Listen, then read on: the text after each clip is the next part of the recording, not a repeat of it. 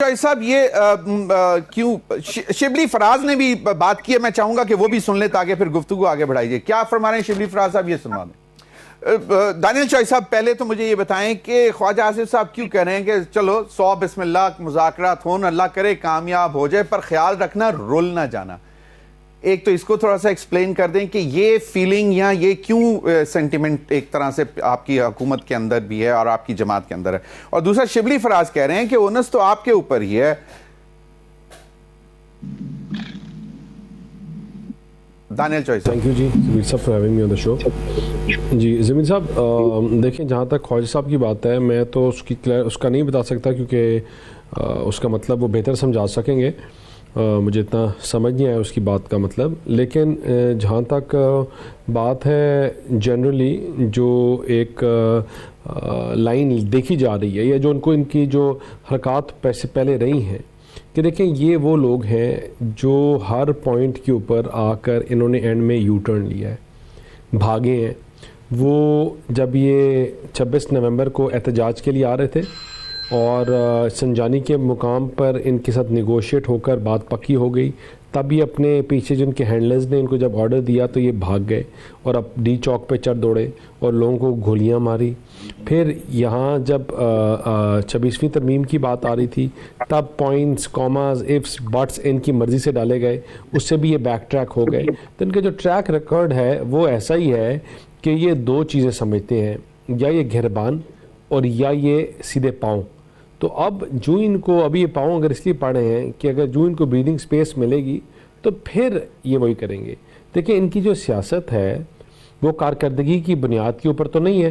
वो ये तो नहीं है ये कह सकें कि हमने KPK में 12 साल में ये दिया। ये तो नहीं है किसी को बताने के लिए कि पाकिस्तान में हमने ये किया पिछले 5 साल में। इनकी सियासत है नफ़रत की, इनकी सियासत है तफरीक की, इनकी सियासत है 9 मई की, इनकी सियासत है इदारों को कमज़ोर करने की, इनकी सियासत है पाकिस्तान को कमज़ोर करने की। वो IMF के बाहर एहतजाज हों अपने के और अपने मुल्क के ख़िलाफ़, या अपने शुहदाओं के मुजस्मे जलाना और आग लगाना। तो जो इनकी सियासत है वो नफ़रत की बुनियाद के ऊपर है और लोगों को ये नफ़रत की बुनियाद पे इकट्ठे करते हैं। तो ये एक कॉमन जो बंदा है, ये पॉलिटिकल आईक्यूमेंट रखने वाला बंदा, वो ये चीज़ समझता है कि चाहे ये लिप सर्विसिंग जितनी मर्ज़ी कर लें मुज़ाकरात की, कि बात करने की, अफ़ाम व तफ़हीम की, एंड पे जो इनकी सोच है उसका जो तयन है या इनकी सोच की जो क्या कहते हैं इनकी डेस्टिनेशन है इनकी सोच की, वो है ही जलाओ गिराओ, तफरीक, आग लगाना, नफ़रत, सिविल नाफरमानी। ये सिविल नाफरमानी की बात आज से नहीं कर रहे, ये उस टाइम भी कर रहे थे जब इनके खिलाफ कोई मैंडेट, कोई इशू नहीं था। तो और दानियल चौई साहब फिर आपको नहीं लगता कि ये वक्त का ज़िया होगा? बिलों को आग लगा रहे थे। दानियल चौई साहब फिर आपको भी ऐसा ही लगता है कि ये वक्त का ज़िया होगा कि शायद ये दोबारा यू टर्न ले जाएंगे? देखें एक पॉलिटिकल जमात के पास और क्या चीज़ है या और क्या टूल है? वो कहते हैं नेगोशिएशन, और जब सब कुछ फेल हो जाए, सब दरवाजे बंद हो जाएं, then also you sit on the table and you do negotiation. तो हम तो उनको समझाने की कोशिश कर रहे हैं कि बैठकर मफाहमत के साथ पॉलिटिकल मैच्योरिटी दिखाकर चीज़ों को आगे चलाएं। अगर आप ये जलाओ घिराओ, तफरीक, नफ़रत की सियासत का बयानिया उठा के फिरते रहेंगे तो ये अब आपके वोटर ने भी उठाने से रिजेक्ट कर दिया है या लोगों ने भी उठाने से रिजेक्ट कर दिया है। और आपको नज़र आया जब अभी आप 26 को जब आपने लोगों को कॉल दी, पंजाब से, आपने सिंध से, बलूचिस्तान से, आपकी जहाँ स्टेट मशीनरी थी, जहाँ स्टेट आपके साथ खड़ी हुई थी अपनी उसको इस्तेमाल करके, उसके अलावा आपके लिए कोई बंदा नहीं निकला। सही, क्योंकि हमें इनके अपने कुलीग्स, इनके MNAs अंदर बैठ कर हाउस में कहते हैं कि खुदा के लिए हमें इस बयानिए से निकलवाओ, हमें माफ़ करवाओ, ये जो गालियाँ गलोच है और ये लड़ाई है और ये अदारों के ख़िलाफ़ हमला करना है, हम इसके ऊपर नहीं करना चाहते। इनके अपने कुलीग्स कहते हैं। तो ये कुछ ऐसी चीज़ें हैं, लेकिन फिर भी मैं कहता हूं कि बैठकर निगोशिएट करके चीज़ों को बेहतरी की तरफ ले जाएं। हम पॉलिटिकल लोग हैं, पॉलिटिकल पार्टीज़ का ताल्लुक है और तमाम मैच्योर लोग हैं कि चीज़ों को हल करने की तरफ लेके जाएं। बिल्कुल सही। बैरिस्टर दानियल चौई साहब, ये एक तो यही बिलावल भुट्टो जरदारी साहब की जो स्टेटमेंट है, इस पर मतलब है कि शायद बोले ही ना बंद। सर मैं सवाल कर लूं सर? बिल्कुल सही फैसल चौई साहब।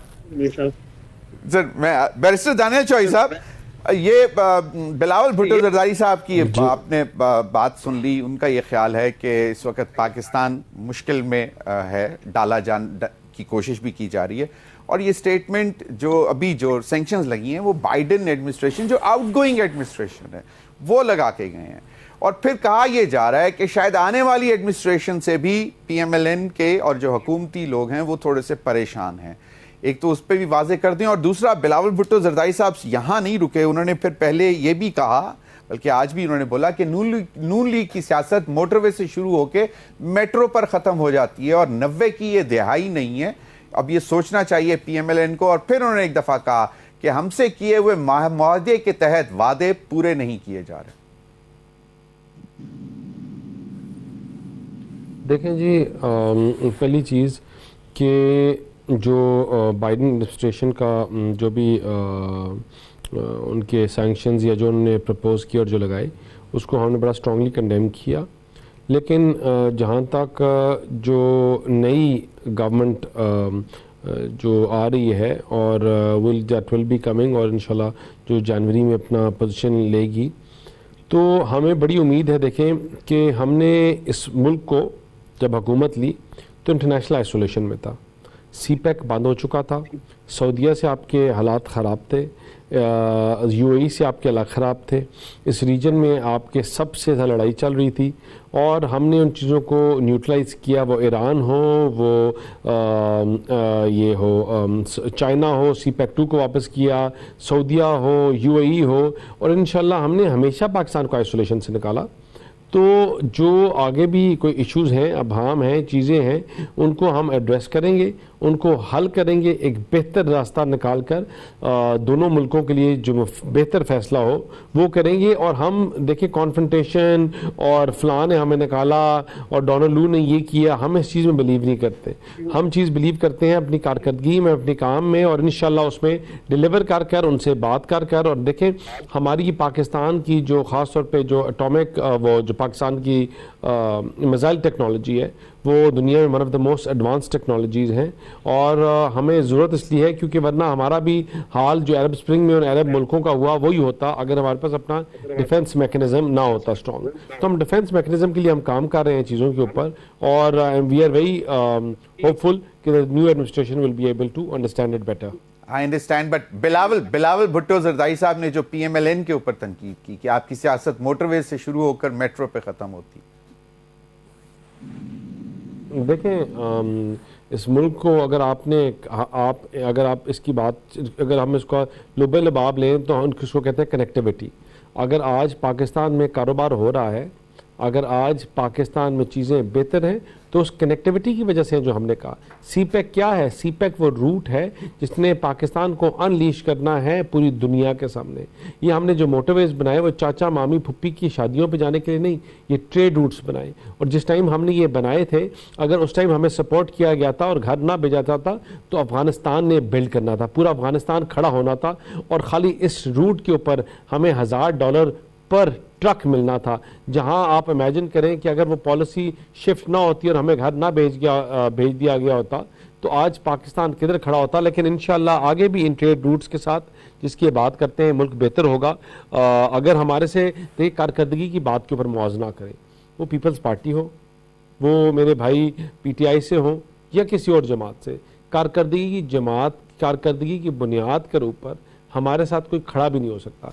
किसी का हमारे साथ मुआहदे क्या हुए थे सर? मुआहदे जिसने उल्टे दरवाजे लगाए। दानियाल चौधरी साहब, बिल्कुल सही बैरिस्टर दानियाल चौधरी साहब, मुआहदे के तहत वादे पूरे नहीं किए जा रहे। और फिर उन्होंने आज ये भी कहा कि महंगाई में कमी सिर्फ कागजात में है, रियलिटी में महंगाई में कमी नहीं आई।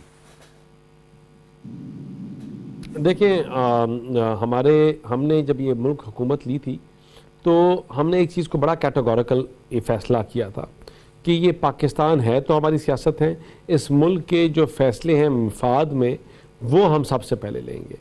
बिल्कुल हमने बहुत चीज़ों के ऊपर कमिट किया हुआ होता है बाज़ दफ़ा, और वो नहीं पूरा कर सकते। वो इसलिए क्योंकि हमने इस मुल्क की बुनियादों को बचाना है। इस मुल्क को, इसकी जो मुल्क को कल कह रहे थे लोग कि आज बैंकक्रप्ट हो रहा है, कल हो रहा है, परसों हो रहा है, कोई कहते थे दिवालिया हो गया, आज अपने सही। कदमों पे खड़ा है, ठीक जी। आज बेहतरी की तरफ जा रहा है। आज पाकिस्तान प्रोग्रेसिव पाकिस्तान दोबारा बन रहा है, जिसको ब्लूमबर्ग और इकोनॉमिस्ट कह रहे हैं कि स्टेबल इकोनॉमी है और स्टेबिलिटी की तरफ जा रही है। जहां डॉलर, हमसे पहले डॉलर 50 रुपए की सुबह छलांग मार रहा था, 60 रुपए की शाम को। सही। आपको कोई समझ नहीं आ रहा था कि आपका मुल्क किस सिमत जा रहा है। मैं आपको ये चीज अश्योर कर सकता हूं कि आपका मुल्क सही सिमत में है। दुआ आपका यही मुल्क है कि जी ये progression की चीजें तरफ है। ट्रांसलेट आपका हो मुल्क जाएं जिसको ये नीचे सारे कह आम रहे आदमी थे तक कि भी। ये कल बिल्कुल। कल कल कल कल ये बैंकक्रप्ट हो रहा है, या परसों हो रहा है, या तरसों सही। दिवालिया हो रहा है। बिल्कुल। आज उसका जो खतरा है वो खत्म हो गया, और इंशाल्लाह आगे भी चीजें हल करेंगे, बेहतर करेंगे, और जो हमारे एलाइज को ग्रीवेंसेस है उनको हल करेंगे। हल करेंगे।